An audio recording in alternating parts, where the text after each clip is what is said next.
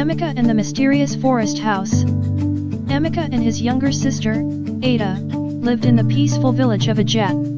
One day, while gathering firewood, they wandered deep into a mysterious forest and lost their way. As night fell, they discovered a beautiful little house made of sweet bread, biscuits, and candy.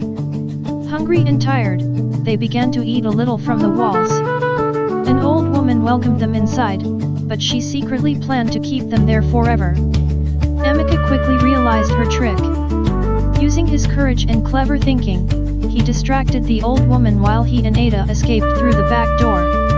The brother and sister followed the sound of a flowing river until they found the path back to Ajat.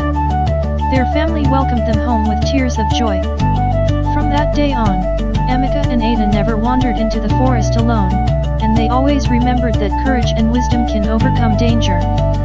Moral: wisdom, courage, and staying together will help you overcome any challenge.